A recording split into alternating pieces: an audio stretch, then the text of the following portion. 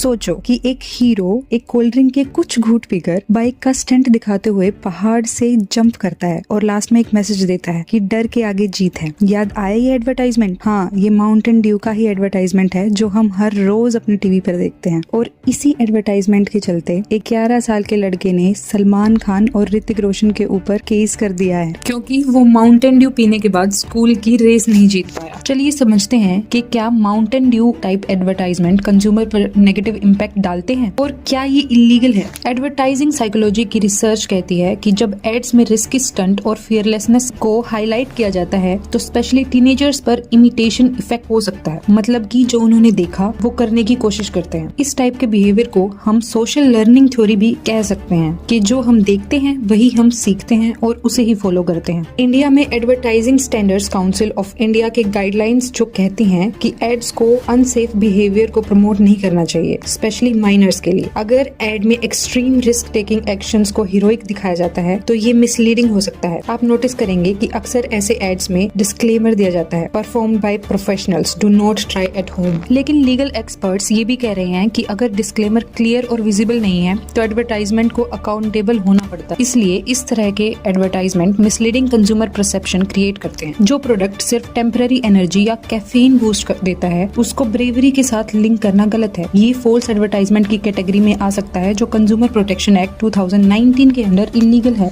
अगर आप excessive sugar और कैफीन कंजम्पशन के रिस्की हेल्थ इम्पैक्ट को इग्नोर करते हैं तो कंज्यूमर प्रोटेक्शन एक्ट के तहत फॉल्स क्लेम और मिसलीडिंग एडवर्टाइजमेंट के लिए एक्शन लिया जा सकता है। और ऐसे में हेल्थ एक्सपर्ट्स भी यही कहते हैं कि एनर्जी ड्रिंक से लॉन्ग टर्म हेल्थ इशू हो सकते हैं, जैसे ओबेसिटी, डायबिटीज और हार्ट डिसीजेस। तो ऐसे एक्सट्रीम एड्स जो रिस्की बिहेवियर को प्रमोट करते हैं वो सिर्फ कंज्यूमर को गलत मैसेज नहीं देते बल्कि लीगल रिस्क भी क्रिएट करते हैं। अगर एडवर्टाइजर्स अपने एड्स में सेफ्टी मेजर्स और हेल्थ वार्निंग क्लियर नहीं दिखाते तो वो कंज्यूमर प्रोटेक्शन लॉज और एडवर्टाइजिंग गाइडलाइंस के अगेंस्ट जा रहे हैं।